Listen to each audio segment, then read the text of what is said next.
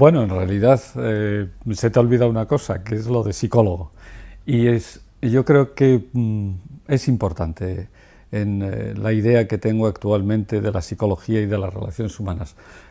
Comencé por estudiar la carrera de psicología y eso matizó luego todas las demás, en el sentido de que tuve que adquirir o me vi obligado a adquirir una visión más holística o más integral. Además tuve la suerte de que en aquella época todavía se estudiaban, por cierto, autores alemanes, y yo soy de los que todavía estudiaba con Lerch y con un señor como Freud y con von Weizsäcker, por ejemplo, y eso ha influido mucho, y sobre todo luego cuando tuve que trabajar, me vi obligado a trabajar de médico de cabecera o médico de familia durante años. La visión holística e integral de la medicina y la psicopatología era obligada que la adquiriera, sobre todo por haber partido precisamente de psicología.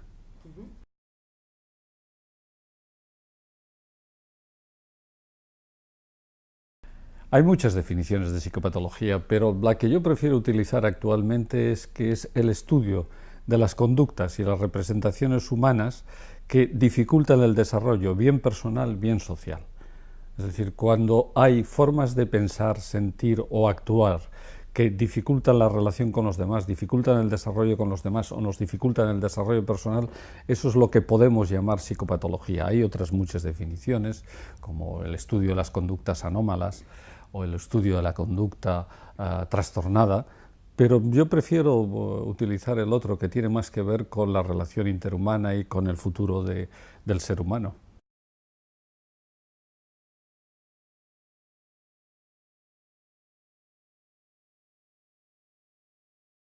Que para estudiar la psicopatología, ¿dónde lo vemos? En las relaciones humanas.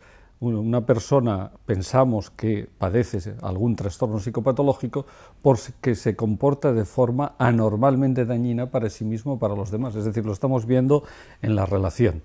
Y es como las personas, la gente en general, percibe la psicopatología. Está bien percibida, además. A partir de ahí luego viene ya el estudio más científico, pero el ver que la gente se altera y que altera a los demás, eso es la psicopatología en realidad. Y luego la segunda parte es que una forma de estudiar, una de las vías para estudiar la psicopatología también es la relación. Hay otras vías que van desde una vía neurológica, una vía endocrina, hay una perspectiva más conductual, simplemente de conductas y de relaciones conductuales, pero hay una vía que es fundamental, es cómo se alteran las relaciones, cómo nos organizamos en las relaciones cuando padecemos psicopatología o entramos en organizaciones patológicas de la relación, que todos entramos, todos tenemos psicopatología y todos nos ponemos patológicos en varios momentos de nuestras vidas, todos los días. Probablemente nos ponemos un poco paranoides, y más en los tiempos que corren, un poco melancólicos y más en los tiempos que corren, o demasiado ansiosos, también en los tiempos que corren es bastante frecuente.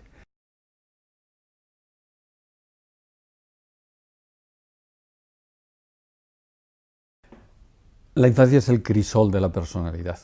Es decir, esos 4 o 5 años que bien mencionas es cuando se asientan los elementos básicos, tanto genéticos, porque el desarrollo genético no es algo que nos transmiten nuestros padres como un saco de pelotas de tenis y que nos llevamos para toda la vida, sino que la genética se sigue desarrollando en función del ambiente en el que vivimos toda la vida, sobre todo la genómica cerebral tiene un desarrollo muy posterior al nacimiento. Entonces, después, en esos 4 o 5 primeros años, se asienta lo fundamental de la genética, se asienta lo fundamental del sistema nervioso central, se asienta lo fundamental de las formas de relación interhumanas, la psicología, se asienta lo fundamental de la posición que vamos a ocupar en el mundo, incluso a nivel social. Eso no significa que no se pueda modificar posteriormente, se puede modificar. Pero lo que también hay que tener claro es que cuanto más se aleje o cuanto más desviados estén esos 4 o 5 primeros años, más difícil es retrotraer aquellas desviaciones. Cuanto más patológicos sean esos primeros años, más esfuerzo tendrá que utilizar los profesionales y la sociedad en general para retrotraer aquello que ha pasado. Por eso es tan importante proteger la infancia y proteger los primeros años de la infancia. No solo por una cuestión económica o una cuestión humana, que es fundamental hacerlo, sino además incluso por una cuestión económica. Si quieres, incluso, si quieres, economicista incluso, ¿no?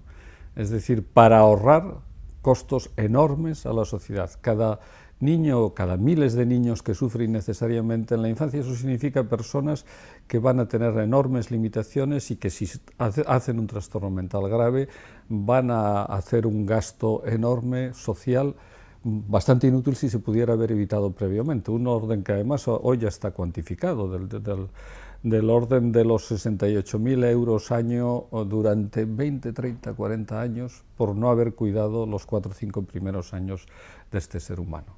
Y lo principal es el daño personal y el sufrimiento personal y en su familia que no hemos logrado evitar.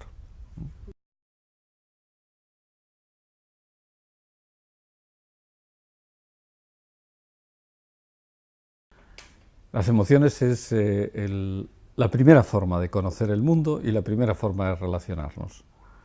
Como seres humanos y como animales en general, es la primera forma y esa es la enorme importancia. Luego la racionalización viene después y la razón viene después y se asienta sobre un trabajo sobre las emociones.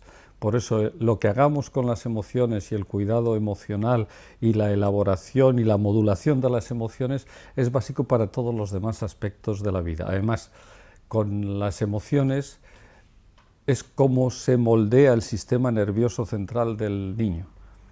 Si las emociones son demasiado fuertes y sobre todo demasiado desagradables, de las 7 emociones básicas predomina el miedo, predomina el asco, predomina la ira, predomina la tristeza, si predominan esas emociones, eso significa un desarrollo del sistema nervioso del niño diferente, un desarrollo del sistema endocrino diferente, un desarrollo del sistema inmunitario diferente, y ahí está la base de todo el desarrollo futuro. Es verdad que luego el ser humano ha desarrollado todas las capacidades racionales, digitales y demás para acercarse al mundo y que son fundamentales para la humanidad, pero de todas formas se han asentado y las emociones siguen perturbando. De alguna forma, un hombre sin razón no sería un hombre, sería un animal, pero un hombre sin emociones sería un muerto.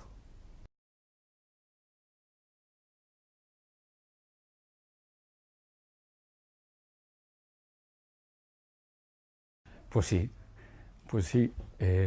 Hoy se piensa, por ejemplo, que un estado similpsicótico muy parecido a las experiencias psicóticas, aparte de los delirios que todos tenemos algunas creencias, esto de entrada, que desde otra cultura dirán, anda, pero ¿qué está diciendo?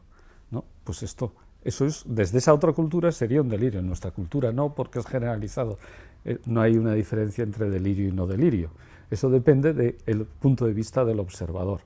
Cuando hay, creo que era el 40% de los adolescentes, 40 y tantos por ciento de los adolescentes australianos creen que existen los extraterrestres y que están ya entre nosotros. El 20 y tantos por ciento de los adolescentes españoles creen que existen los vampiros. Dicen y lo afirman, ¿no? ¿De verdad existen los vampiros? Hombre, algunos pensamos que esto es una literatura y que el que se lo crea a lo mejor es un delirio. Ahí tiene pero incluso experiencias más aparatosas, como pueden ser alucinatorias. Hay un momento del sueño, hay 2 momentos claves, o 3 momentos claves en el sueño. Un primer momento que es el momento hipnagógico, cuando el sueño estamos entrando en el sueño. Y hay otro momento cuando estamos saliendo, el hipnopómpico, que se llama. Bueno, las palabras son lo de menos. Pero seguro que tú misma has tenido la experiencia de, en algunos momentos saliendo del sueño, aquello que estábamos soñando es real y durante unos minutos sigue siendo real, pero ya estamos despiertos, pero sigue siendo real y nos lo creemos como real. Eso es una experiencia alucinatoria de todos los días, que nos puede ocurrir todos los días. Y por supuesto, usando drogas es facilísimo pasar facilísimo y peligroso pasar esa barrera. Y todo el mundo no, pero el 80% de los pacientes con psicosis encima han usado drogas legales e ilegales que facilitan ese salto de la barrera. Por eso no es tan disparatado ni raro lo que los adolescentes llaman quedarse colgado. Porque es verdad, si eres vulnerable te puedes quedar colgado al otro lado de la barrera, es decir, confundiendo, que eso es lo básico en la psicosis, el mundo interno con el mundo externo, que está dentro de nuestra mente y que está en el exterior. Esa es una barrera que oscila a lo largo de la vida y a lo largo del día. Y cuando un jefe nos empieza a tratar mal, empezamos a barruntar y podemos acabar barruntando una cosa delirante, y vienen los compañeros y dicen, pero no, no es así, hombre, no, no te pases que te estás pasando. Bueno, nos ayudan a no delirar, pero si no existieran los compañeros y los seres queridos, acabaríamos delirando también, y hasta viendo al jefe por la calle, o en la cola del cine, o en no sé qué.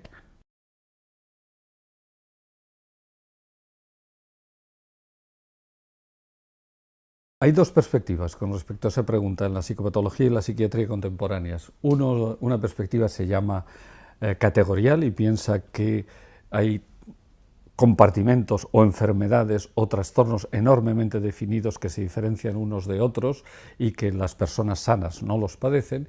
Y hay otra perspectiva que llamamos dimensional, que todos tenemos una serie de dimensiones en nuestra forma de relacionarnos, en nuestra psicología, y el extremo de esas dimensiones, los extremos de esas dimensiones, mejor dicho, son patológicos, y la gran parte de esas dimensiones es normal y la usamos todos en nuestra vida cotidiana. Esta es la perspectiva que inicialmente introdujo el psicoanálisis y que hoy en día está volviendo a revalorizarse, sobre todo por las exageraciones y los dogmatismos que ha traído la visión categorial, con el intento de convertir todos los trastornos en enfermedades para luego hacer negocio con las enfermedades, evidentemente, ¿no? Pero esa es una derivación pragmática de una idea que es básica, que no hay una diferenciación clara entre trastorno mental y salud mental. Es una línea continuada tanto a nivel social como entre las diversas culturas, como en cada uno de nosotros. No hay esa diferencia. Hoy incluso ya se sabe para la psicosis. La psicosis nos la enseñaron los que estudiamos en mi época, cuando nos formábamos como psicólogos y mucho más como psiquiatras, años después incluso, y no digamos como neurólogos o como médicos, nos enseñaban que la psicosis es un trastorno que aparece de la noche a la mañana y que rompe la biografía del individuo. Esa era la definición, además. Bien, pues las dos ideas de esa definición son falsas. Y desde el principio había clínicos que decían no es así, sobre todo perdón, clínicos de orientación psicoanalítica, pero hoy en día, por ejemplo, hay otros muchos clínicos, algunos que han escrito en la colección 3P de psicopatología y psicoterapia de la psicosis, que lo hacen precisamente demostrando esto, tanto con estudios empíricos como con experiencias, como con relaciones clínicas, que no hay una diferenciación clara, ni incluso con la psicosis. Es decir, todos tenemos experiencias psicóticas a lo largo de nuestra vida, pequeñas experiencias psicóticas, por un lado. Y por otro lado, experiencias psicóticas de tipo alucinaciones o delirios las tienen entre el 14 y el 20% de la población de los países desarrollados. Y algunos delirios son delirios muy aparatosos y muy complejos. Por ejemplo, algunas perspectivas de algunas religiones, desde otras religiones, pueden verse como delirios, y sin embargo comulga con ellos, además a veces comulga con ellos centenares de millones de personas, mientras que otras religiones o otras culturas dirían, pero ¿qué me está diciendo de esto? La transmigración de las ánimas, la transubstanciación, la trilogía de la Trinidad, ¿qué me está diciendo de eso?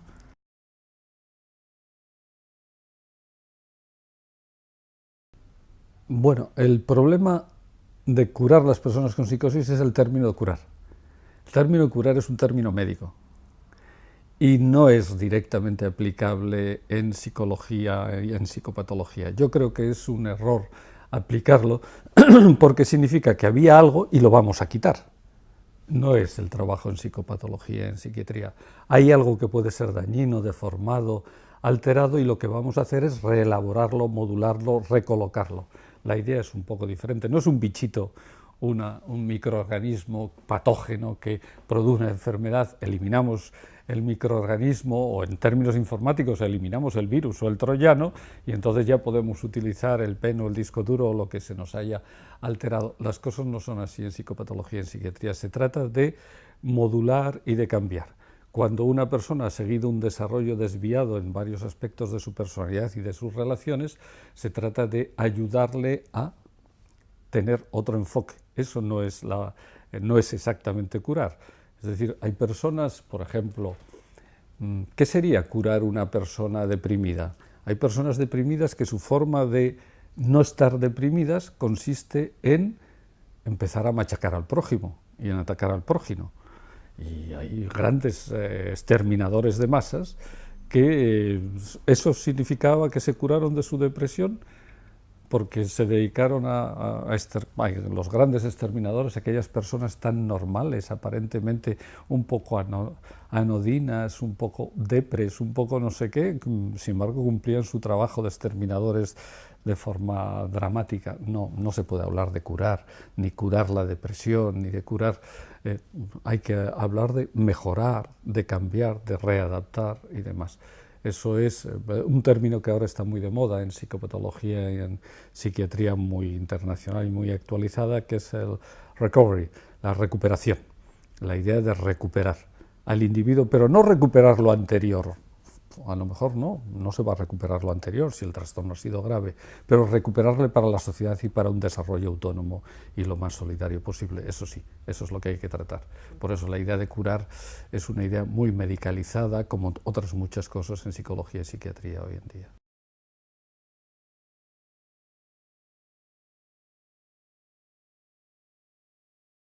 Yo diría, a más relación interhumana, menos fármacos. A más relación interhumana solidaria, menos fármacos. Y la psicoterapia es una forma de relación interhumana de ayuda. Entonces, en ese sentido cabe, pero es mucho más amplio. A más relación interhumana solidaria, menos fármacos. Es más potente incluso que la psicoterapia, que es un sistema muy potente de ayudar al ser humano.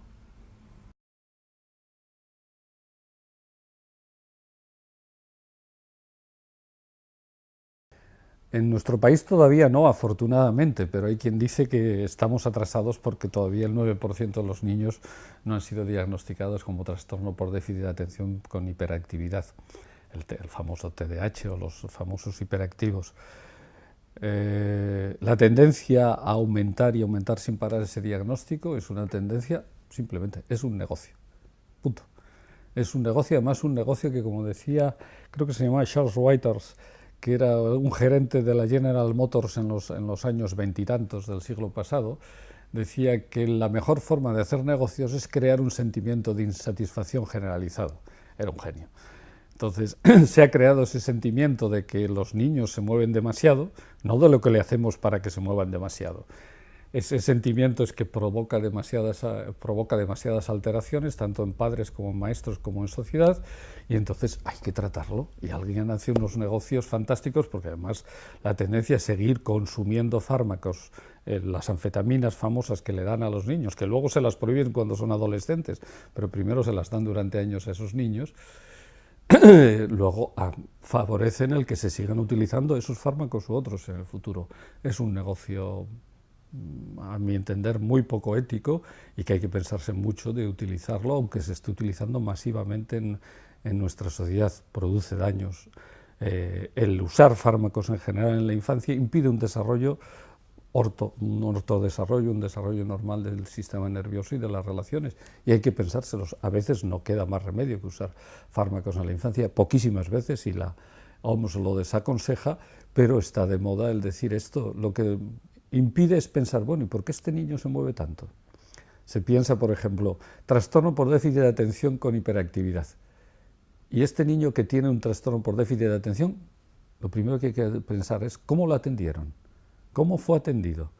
Por ejemplo, cada vez está más de moda el sistema que se llama de cuidados múltiples. Y todo el mundo piensa que la buena forma de cuidar a los niños es que aprendan desde el principio. Además, hay escuelas que dicen que desde los 0 años tienen que aprender. Eso son tonterías desde el punto de vista científico. Está fuera de todo. La forma mejor de aprender son los juegos y además con personas significativas. No con cuando uno visita algunas guarderías o casas cunas o demás, se encuentra con que los niños pueden tratarse con 10 a 14 personas diferentes a lo largo del día y todos los días de la vida. Niños atendidos o trastorno por déficit de atención. Y además, ¿cuántos genios importantes de la humanidad podrían ser diagnosticados en su infancia como trastorno por déficit de atención? Por ejemplo, había un famoso genio que participó mucho en la teoría de la relatividad, que empollaba huevos de gallinas y se fugaba del colegio para empollar huevos de gallinas, por ejemplo.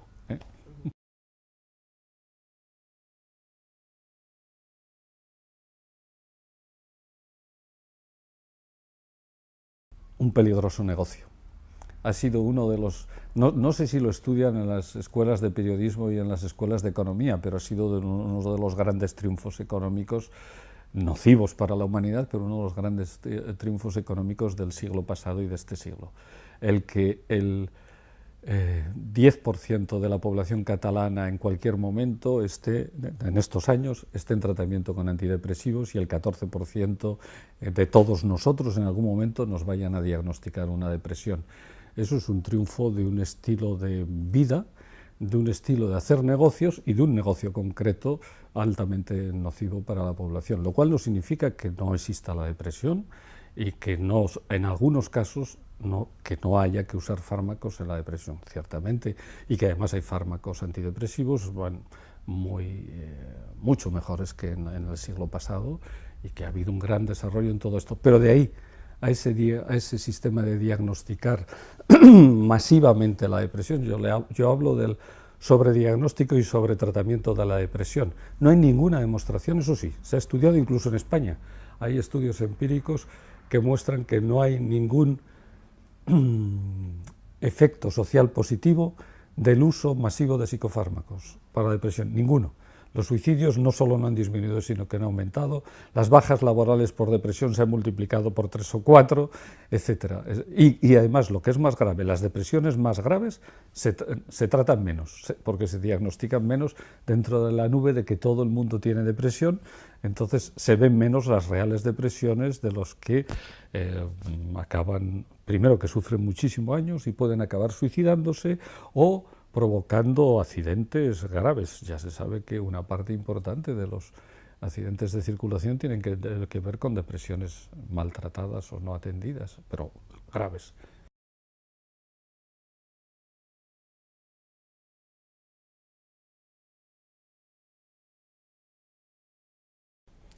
Un duelo grave, en realidad procesos de duelo menos graves padecemos en otros muchos momentos del año, ¿no?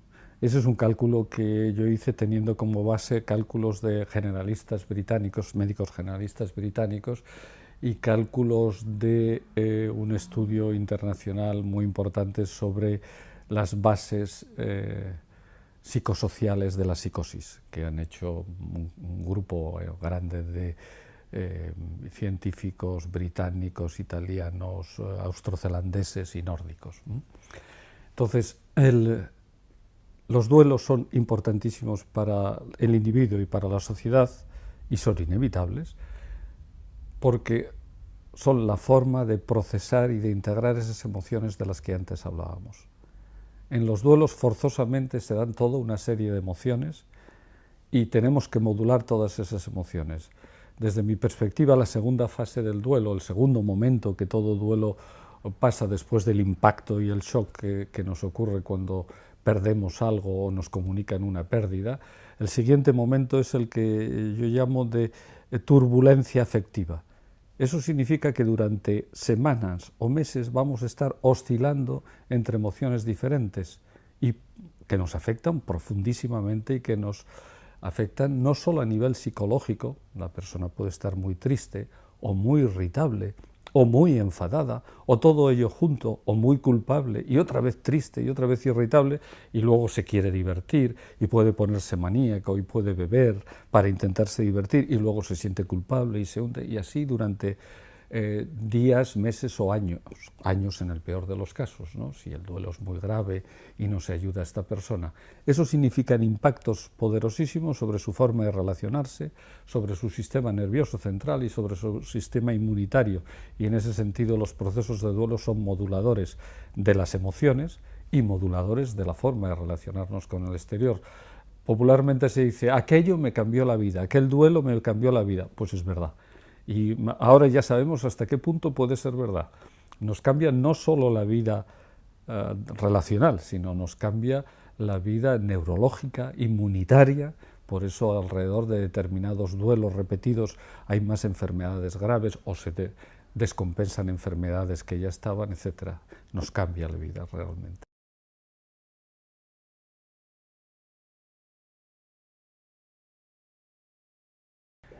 Pues el humor es un conjunto de emociones. Hay quien lo considera una emoción y según la etimología antigua y la perspectiva antigua era la base de todas las emociones, pero desde un punto de vista más actualizado, el humor y el sentido del humor es una mezcla de emociones básicas como son la emoción de la sorpresa y el conocimiento. Los chistes están basados en ideas y en sorpresas. La alegría y el placer es otra emoción básica, es lo que nos proporciona, y luego pueden estar jugando con la tristeza. El humor es una forma de soportar la frustración y la tristeza. No en vano muchos de los grandes humoristas han sido grandes melancólicos también, por el otro lado, en su vida personal, ¿no? Es un sistema en general, el humor y el sentido del humor son sistemas de ayudarnos a sobrellevar las frustraciones de la vida, las frustraciones con respecto a lo que nosotros no somos capaces de cambiar, ni siquiera en nosotros mismos.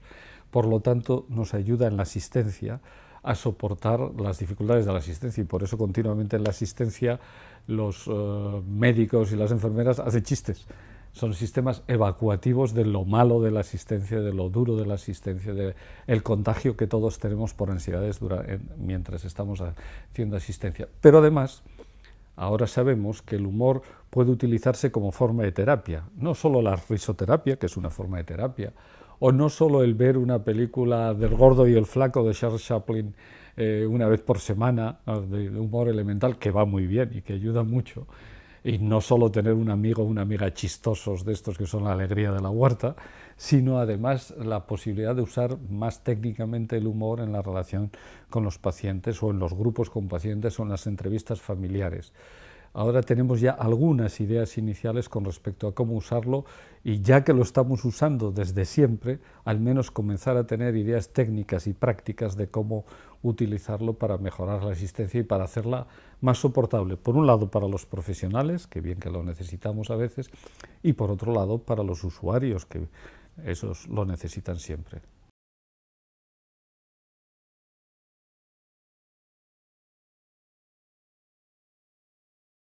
Yo no creo que sean recortes.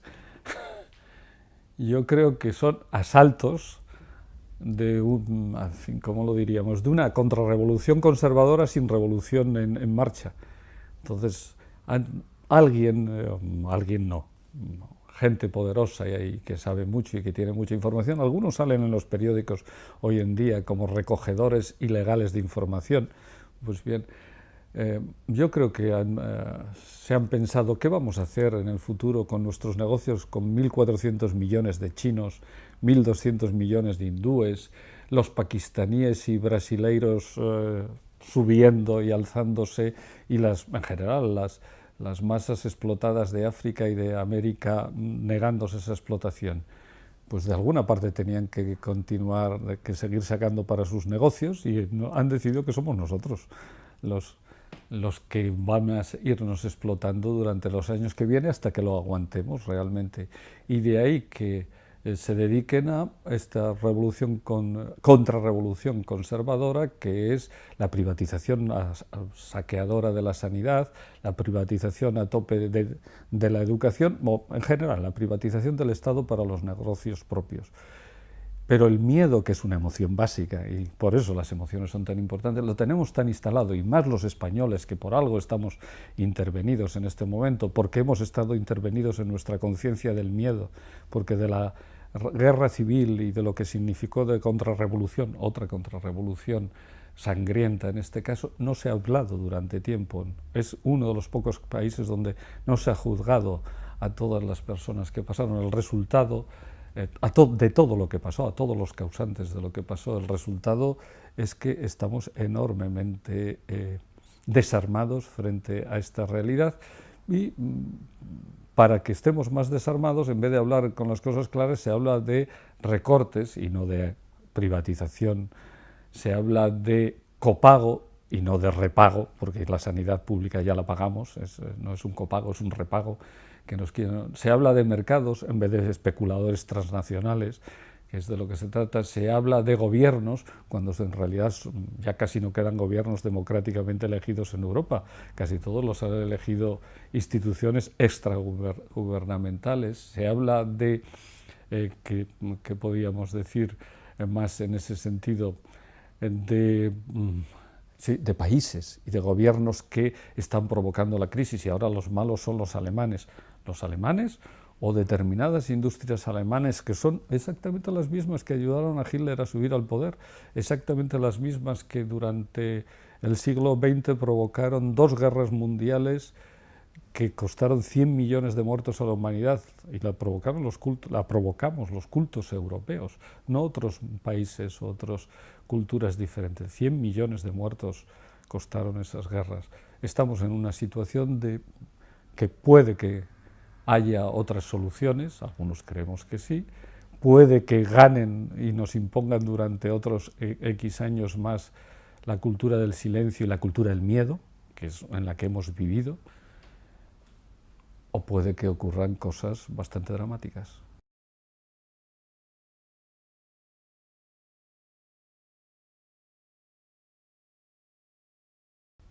En la colección 3P, que es la forma de abreviar y de hacer periodístico lo de psicopatología y psicoterapia en la psicosis, era un intento de transmitir otra idea de la psicosis. Cuando comenzamos la colección, y en los antecedentes de la colección, creo recordar hace 8 años aproximadamente, cuando hablábamos de esto que estamos hablando hoy aquí, o cuando hablábamos de las cosas a favor del psicoanálisis, siempre había un coro de voces que decía: para eso no hay bases científicas, para eso no hay datos científicos que lo avalen, esa visión del tratamiento o esa visión más integral de la psicosis, no hay datos científicos que lo avalen. A algunos nos extrañaba mucho porque sí que conocíamos datos científicos, nos estábamos apoyando en ellos, ¿no? En esos datos científicos. Entonces, ¿cómo es que las personas que eran coro, y sobre todo en la administración, nos decían que no se conocían esos datos científicos? Entonces pensamos que es que a lo mejor no los leían, y cosa que es probable, porque muchos de los psiquiatras y de los empleados de la administración en este campo hoy en día lo único que leen es lo que lo dan los laboratorios y las industrias farmacéuticas. Entonces pensamos, pues vamos a hacérselo accesible, vamos a coger estudios internacionales, datos internacionales, también experiencias de seres humanos, también experiencias de familias que sufren, o de psiquiatras y enfermeras que sufren en los ingresos de los pacientes, y vamos a comunicárselos, ponérselo en castellano de forma agradable para que sea lo más útil posible y para que nadie pueda decir que no hay datos al respecto, que no hay otra perspectiva. De eso se trataba simplemente la colección de psicopatología y psicoterapia de la psicosis, de proporcionar datos, experiencias y vivencias de que otra forma de ver la psicosis es posible en general, que otra forma de ver el mundo es posible, y que esa forma ya está en no es del mundo futuro.